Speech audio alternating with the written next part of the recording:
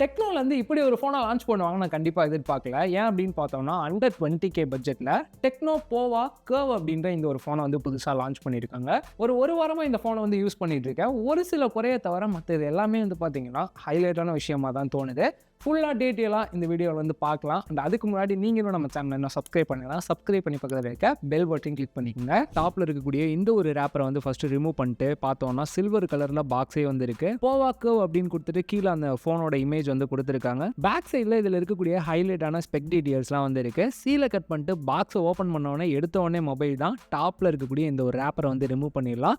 Back சைடில் இருக்கக்கூடிய இந்த ஒரு ஸ்டிக்கரையும் வந்து ரிமூவ் பண்ணிடலாம். ஃபோன் பார்க்குறதுக்கு கொஞ்சம் நல்லாவே இருக்குது. இதை பற்றி டீட்டெயிலாக வந்து பார்க்கலாம். User manual and warranty card இருக்கு. நெக்ஸ்ட் டிபியூ ஜெல் கேஸ் வந்து கொடுத்துருக்காங்க. ஃபோனோட போட்டு பார்த்த வரைக்கும் ஃபிட்டாகவே இருக்கு. 45 வாட்ஸ்க்கான அடாப்டர் கொடுத்துருக்காங்க. டைப் சி கேபிள் இருக்கு. ஃபர்ஸ்ட் டிசைன் அப்படின்னு எடுத்துக்கிட்டோம்னா கொஞ்சம் யூனிக்காக இருக்க ஃபீல் வந்து கொடுக்குது. ஏன்னா அந்த ஸ்டார்ஷிப் இருக்குல்ல, ஸோ அதை இன்ஸ்பயர் பண்ணி இந்த டிசைனை வந்து உருவாக்கியிருக்காங்களா. ஸோ பார்க்குறதுக்கு கொஞ்சம் வந்து அந்த பேட்டர்ன்ஸ்லாம் வந்து பார்த்தீங்கன்னா டாப்பில் இருக்கக்கூடிய கேமரா பம்ப்லேருந்து ஒரு பேட்டர்ன் வருது. கீழே அவங்களோட பிராண்ட் நேம் போவான்னு மென்ஷன் பண்ணியிருக்காங்க. ஸோ அங்கங்கே அந்த கோல்டு கலர் பேட்டர்ன்லாம் வந்து பார்க்குறதுக்கு கொஞ்சம் நல்லா இருந்துச்சு. பேக் சைடும் சைடு ஃப்ரேமும் பிளாஸ்டிக்கில் தான் வந்து பில்ட் பண்ணியிருக்காங்க. அண்ட் அதே போல் இதோட திக்னஸ் அப்படின்னு பார்க்கும்போது 7.45 mm தான் திக்னஸே இருக்கு. அண்ட் அதே போல் வெயிட்டுமே வந்து பார்த்தீங்கன்னா 175 கிராம் தான் வந்து வெயிட்டே கொடுத்துருக்காங்க. 5500 mAh பேட்டரி கெப்பாசிட்டி கொடுத்தும் இந்த அளவுக்கு ஸ்லிம்மாகவும் வெயிட் டிஸ்ட்ரிபியூஷனும் ரொம்பவுமே பர்ஃபெக்டாக வந்து பண்ண மாதிரி தான் ஒரு ஃபீல் இருக்கு. சிங்கிள் ஹேண்ட் யூஸ்க்கு எந்த அளவுக்கு இருக்கு அப்படின்னு பார்க்கும்போது ஃப்ரண்ட் அண்ட் பேக் ரெண்டு சைடுமே வந்து பார்த்தீங்கன்னா கர்வ்ல தான் வந்து கொடுத்துருக்காங்க. ஸோ அதனால நம்ம ஹேண்டில் பண்ணி யூஸ் பண்ணுறதுக்கு ரொம்பவுமே நல்லா இருக்கு. நம்ம கிட்ட இருக்கிறது சில்வர் கலர் இருக்கு. இதுலேயே ஷயான் அண்ட் பிளாக்னு 3 கலர் வேரியன்ட்ல லான்ச் பண்ணியிருக்காங்க. IP64 ரேட்டிங் வந்து கொடுத்துருக்காங்க. தெரியாம தண்ணி எல்லாம் தெளிச்சிருது அப்படின்ற பட்சத்தில் நீங்க தொடச்சிட்டு யூஸ் பண்ணிக்கலாம். இன் டிஸ்ப்ளே ஃபிங்கர் பிரிண்ட் ஸ்கேனர் கொடுத்துருக்காங்க. யூஸ் பண்றதுக்கு நல்லாவே ஃபாஸ்டா இருக்கு. போர்ட்ஸ் அண்ட் பட்டன்ஸ் அப்படின்னு பார்த்தோம்னா பாட்டம்ல உங்களுக்கு டுவல் சிம் ஸ்லாட் வந்து கொடுத்துருக்காங்க. மைக்கு டைப் சி போர்ட் அண்ட் ஸ்பீக்கர்கள் வருது. டாப்ல இருக்கக்கூடிய இயர் பீஸ்மே உங்களுக்கு ஸ்பீக்கரா இருக்காதனால ஸ்டீரியோ அவுட்புட்ல உங்களால சவுண்ட்ஸ் வந்து கேட்டுக்க முடியும். டால்பி அட்மாஸ் சப்போர்ட்டோட இருக்கு. ரைட் சைடுல வால்யூம் ராக்கர் கே அண்ட் பவர் பட்டன் கொடுத்துருக்காங்க. டாப்ல noise cancellation mic and IR blaster வந்து கொடுத்துருக்காங்க. உங்க டிவி ஏசி எல்லாம் வந்து கண்ட்ரோல் பண்ணிக்க முடியும். ஓவரால் டிசைன் அப்படின்னு பார்க்கும்போது உங்களுக்கு வெயிட் கம்மியா ஒரு ஃபோன் வேணும். பார்க்குறதுக்கு கொஞ்சம் யூனிக்கா டிஃப்ரெண்டாகவும் இருக்கணும். அதே போல யூஸ் பண்றதுக்கும் நல்ல கம்ஃபர்டபுளா இருக்கணும். சிங்கிள் ஹேண்ட்லாம் அப்படின்னு நினைக்கிறவங்களுக்கு தாராளமாக அந்த ஃபோன் வந்து சூட்டபிளா இருக்கும். நெக்ஸ்ட் டிஸ்பிளே அப்படின்னு பார்க்கும்போது டாப் அண்ட் பாட்டம் ஃபுல்லா வந்துட்டு பார்த்தீங்கன்னா டிஸ்பிளே இருக்க ஃபீல் தான் வந்து கொடுக்குது. 6.78 inch full HD plus curved AMOLED display வந்து யூஸ் பண்ணியிருக்காங்க. ஸோ டிஸ்பிளே பார்க்குறதுக்கு கொஞ்சம் லார்ஜா இருக்க ஃபீல் வந்து நல்லாவே கொடுக்குது.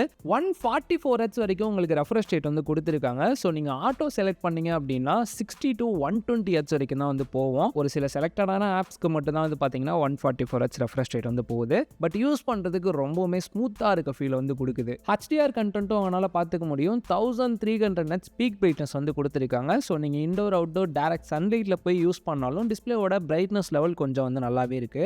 ஓவராலாக டிஸ்பிளேயோட குவாலிட்டி எந்த அளவுக்கு இருக்கு அப்படின்னு பார்க்கும்போது AMOLED டிஸ்பிளே யூஸ் பண்ணியிருக்காங்க. உங்களுக்கு அந்த கர்வ்டும் வந்துருது. டிஸ்பிளேல வீடியோ கண்டென்ட்லாம் பார்க்குறீங்க அப்படின்ற பட்சத்தில் நல்ல ஒரு சேச்சுரேஷன் லெவலாக இருக்கட்டும். டீப் பிளாக் உங்களுக்கு சூப்பராக கிடைக்குது. ஸோ பார்க்குறதுக்கு டிஸ்பிளேயோட குவாலிட்டியுமே ரொம்பவே பெஸ்ட்டாக கொடுத்துருக்காங்க. நெக்ஸ்ட் OS அப்படின்னு பார்க்கும்போது இவ்வளோ நேரம் நல்லா தானே வந்துச்சு. இந்த இடத்துல தான் ஒரு குறை வச்சிட்டாங்கன்னு தோணுது. இவங்களோட iOS 15 Android 15 பேஸ் பண்ணி ரன் ஆகிட்டு இருக்கு. செக்யூரிட்டி பேட்ச் அப்டேட்டை பொறுத்த வரைக்கும் மார்ச் 2025 வரைக்கும் கொடுத்துருக்காங்க.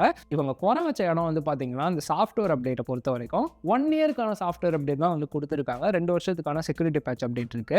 ஸோ இந்த 1 இயரை வந்துட்டு ஒரு 3 வருஷம் இல்லை 4 வருஷம் சாம்சங்லாம் வந்து பார்த்தீங்கன்னா 6 வருஷத்துக்கு கூட கொடுக்குறாங்க. ஸோ அந்த மாதிரி கொஞ்சம் இன்க்ரீஸ் பண்ணி கொடுத்துருந்தாங்கன்னா நல்லா இருந்திருக்கும். சப்போஸ் இந்த ஃபோன் வந்து இப்போ வாங்குறீங்க அப்படின்னு வச்சுக்கலாம். நெக்ஸ்ட் வந்து பார்த்தீங்கன்னா நெக்ஸ்ட் இயர் தான் Android 16 அப்டேட் வந்து கொடுப்பாங்க. ஸோ 16 அப்டேட் வரைக்கும் தான் உங்களோட ஃபோன் வந்து அப்டேட்டடாக இருக்கும். ஒரு 4 வருஷம்லாம் ஃபோன் யூஸ் பண்ணுறீங்க அப்படின்னா நீங்கள் 16லேயே தான் யூஸ் பண்ணிட்டு இருக்க மாதிரி இருக்கும். இந்த சாஃப்ட்வேர் அப்டேட்டில் ஒரு பெரிய குறை வச்சிட்டாங்க அப்படின்னு தான் தோணுது. கனெக்டிவிட்டி அப்படின்னு பார்க்கும்போது NFC சப்போர்ட் வந்து கொடுத்துருக்காங்க. அதே போல் Wi-Fi 6லையும் Bluetooth 5.4 ரன் ஆகிட்டு இருக்கு. 10 5G பேண்ட் சப்போர்ட்டோட கொடுத்துருக்காங்க. அதே போல் AI ஃபீச்சர்ஸ் வந்து பார்த்தீங்கன்னா டெய்லி லைஃப்க்கு யூஸ் பண்ணுற மாதிரி எக்கச்சக்கமான AI ஃபீச்சர்ஸ் வந்து கொடுத்துருக்காங்க. ஹாய் எல்லாம் அப்படின்னு சொன்னீங்க அப்படின்னா வாய்ஸ் அசிஸ்டன்ட் ஓப்பன் ஆகிடுது. ஸோ அதில் உங்களுக்கு ஏதாச்சும் கொஸ்டின் இருந்துச்சு அப்படின்ற பட்சத்தில் அது சொன்னீங்க அப்படின்னா ஆன்சர் தெரிய ஈஸியாக வந்து கொடுக்குறது. செட்டிங்ஸ்குள்ளே போனீங்க அப்படின்னா டெக்னோ AI அப்படின்னு சொல்லி தனியாகவே வந்து கொடுத்துருக்காங்க. ஸோ அதில் இந்த டிரான்ஸ்லேட் அசிஸ்ட் எனக்கு கொஞ்சம் யூஸ்ஃபுல்லாக இருக்க மாதிரி வந்து தோணுச்சு. ஏதாச்சும் நீங்கள் வந்துட்டு கூகுளில் சர்ச் பண்ணி பார்த்துட்ருக்கீங்க, அந்த டைமில் உங்களுக்கு ஏதாச்சும் டிரான்ஸ்லேட் பண்ணணும் அப்படின்னு நினச்சிங்கன்னா இது போல் 2 ஃபிங்கரை டச் பண்ணி உங்களுக்கு எந்த லெவல் வரைக்கும் ட்ரான்ஸ்லேட் பண்ணணுமோ அதை மட்டும் செலக்ட் பண்ணிட்டீங்கன்னா ஈஸியாக வந்து ட்ரான்ஸ்லேட் பண்ணி கொடுத்துருது. அதுலேயும் உங்களால் தமிழில் கூட ட்ரான்ஸ்லேட் பண்ணி கொடுக்குறது ரொம்பவே சூப்பரான விஷயமா இருக்குது. டாக்குமெண்ட் அசிஸ்ட் ஒன்று கொடுத்துருக்காங்க. உங்ககிட்ட டாக்குமெண்ட் ஏதாச்சும் இருக்குது, ஸோ அதை அப்லோட் பண்ணிட்டு அதை சம்மரைஸ் பண்ணணும், இல்லாட்டி வந்துட்டு அதுலேருந்து ஏதாச்சும் கொஸ்டின் வந்து நீங்கள் ரெடி பண்ணணும் அப்படின்னாலும் ஈஸியாக ரெடி பண்ணிக்க முடியுது. ரைட்டிங் அசிஸ்டன்ட் வந்து கொடுத்துருக்காங்க. கூகுளில் ஏதாச்சும் உங்களுக்கு தெரியல அதை சம்மரைஸ் பண்ணணும் அப்படின்னு நினச்சிங்கன்னா கூட ஈஸியாக வந்து சம்மரைஸ் பண்ணிக்க முடியுது.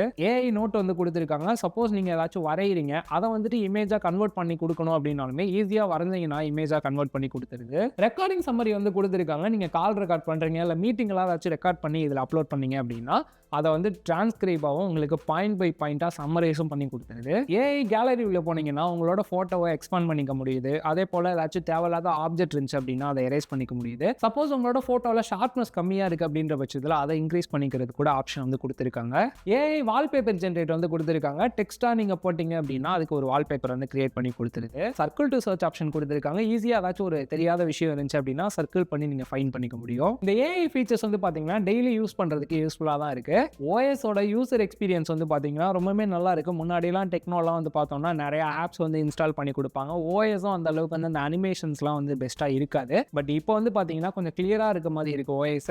அதே போல் ஒரு 2-3 அப்ளிகேஷன் தான் ப்ரீ இன்ஸ்டாலாக வந்து பண்ணி கொடுத்துருக்காங்க. அதையும் நம்மளால வந்து அன்இன்ஸ்டால் பண்ணிக்க முடியுது. ஓஎஸோட எக்ஸ்பீரியன்ஸ் நல்லா தான் இருக்குது. பட் இந்த 1 இயர்க்கான அந்த ஆண்ட்ராய்டு அப்டேட் தான் வந்து பார்த்தீங்கன்னா கொஞ்சம் குறையா இருக்க ஃபீல் இருக்குது. கேமராஸ் அப்படின்னு பார்க்கும்போது ஃப்ரண்ட் கேமரா 13 மெகா பிக்சல் வந்து கொடுத்துருக்காங்க. ஒரு சில ஃபோட்டோ சாம்பிள்ஸ் நீங்கள் வந்து பார்க்கலாம். போர்ட்ரேட்டோட அவுட்புட்மே வந்து பார்த்தீங்கன்னா செல்ஃபியில் பெஸ்ட்டாகவே இருந்துச்சு. மெயின் கேமரா 64 மெகா பிக்சல் இருக்கு. இன்னொரு கேமரா வந்து பார்த்தீங்கன்னா ஏஐ கேமரான்னு சும்மா டம்மியாக வந்து கொடுத்துருக்காங்க. பட் இந்த 64 மெகா பிக்சல் எடுக்கக்கூடிய ஃபோட்டோவோட அவுட்புட் வந்து பார்த்தீங்கன்னா ரொம்பவே பெஸ்ட்டாக இருந்துச்சு இந்த ஒரு ப்ரைஸ் செக்மெண்ட்டில். அதே போல் நீங்கள் போர்ட்ரேட்லாம் ஃபோட்டோ எடுக்கிறீங்க அப்படின்ற பட்சத்தில் அந்த எட்ஜ் டிடெக்ஷன் கூட ரொம்பவே பெஸ்ட்டாக இருக்க ஃபீல் தான் வந்து கொடுத்துச்சு. வீடியோ அவுட்புட் அப்படின்னு பார்க்கும்போது ஃப்ரண்ட் அண்ட் பேக் ரெண்டுலையுமே 4K 30 FPSம் 1080p 60 இல்லை 30 FPSல எடுக்கிற மாதிரி கொடுத்துருக்காங்க. வீடியோட அவுட்புட்மே வந்து பார்த்தீங்கன்னா கொஞ்சம் ஷேக்கிங்கே இல்லாமல் பெஸ்ட்டாக தான் இருந்துச்சு. பேட்டரி கெப்பாசிட்டி அப்படின்னு பார்க்கும்போது 5500 mAh பேட்டரி கெப்பாசிட்டியும் 45 வாட் ஃபாஸ்ட் சார்ஜிங் அடாப்டரோட கொடுத்துருக்காங்க.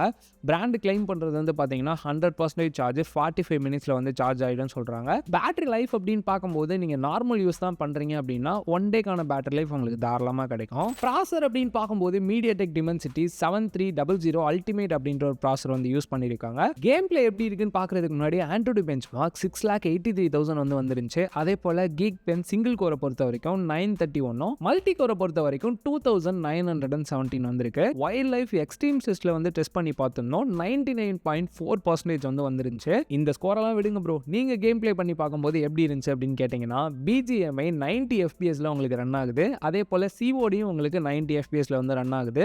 கேம் பிளேக்கு ரொம்பவுமே ஸ்மூத்தாக இருக்க ஃபீல் தான் வந்து கொடுத்துச்சு. எந்த இடத்துலையும் நான் வந்து லேக் ஃபீல் வந்து பண்ணலை. அதே போல் நீங்கள் மல்டி டாஸ்கிங் பண்ணுறீங்க அப்படின்னாலும் கூட எந்த இடத்துலையுமே லேக் வந்து நான் பார்க்கல. நல்லாவே வந்து ஸ்மூத்தாக தான் பர்ஃபார்மன்ஸ் வந்து பண்ணுச்சு. ரேமோட டைப் LPDDR5லையும் ஸ்டோரேஜை பொறுத்த வரைக்கும் UFS 2.2ல இருக்குது. ஓவராலாக இந்த ஃபோன் எப்படி இருக்குது, வாங்கலாமா அப்படின்னு கேட்குறதுக்கு முன்னாடி ப்ரைஸ் அப்படின்னு பார்க்கும்போது 6GB RAM 128GB இன்டர்னல் ஸ்டோரேஜோட உங்களுக்கு 16,000 ப்ரைஸ் பண்ணியிருக்காங்க. 8GB RAM 128GB இன்டர்னல் ஸ்டோரேஜோட 18,000 அந்த ப்ரைஸ் பண்ணியிருக்காங்க. பட் இந்த ஸ்டோரேஜும் வந்து பார்த்தீங்கன்னா கொஞ்சம் கம்மியாக இருக்க ஃபீல் தான் வந்து கொடுக்குது. இன்னொரு ரேம் வேரியன்ட் ஒரு 256GB கொடுத்துருந்தாங்கன்னா இன்னும் கொஞ்சம் பெட்டராக இருந்திருக்கும். ஏன்னா ஃபோட்டோஸ் வீடியோஸ்லாம் நம்ம அதிகமாக எடுக்கிறோம், ஆப்ஸ் நிறையா வந்து யூஸ் பண்ணுறோம்.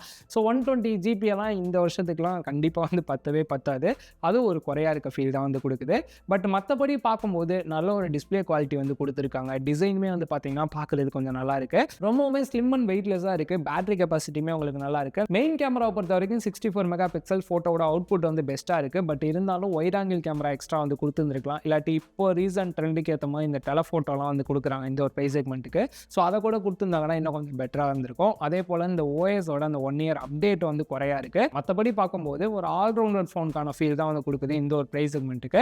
ஸோ கீழே டிஸ்கிரிப்ஷனில் இதோட லிங்க் கொடுத்துருக்கேன், மறக்காமல் போயிட்டு செக் பண்ணி பாருங்கள். சப்போஸ் அண்டர் 20K பட்ஜெட்டில் ஒரு ஃபோன் வாங்கலான்னு வெயிட் பண்ணிட்டு இருக்கீங்க அப்படின்னா இதை கூட நீங்கள் தாராளமாக வந்து கன்சிடர் பண்ணிக்கலாம். இன்னொரு வீடியோவில் வந்து மீட் பண்ணலாம். பை.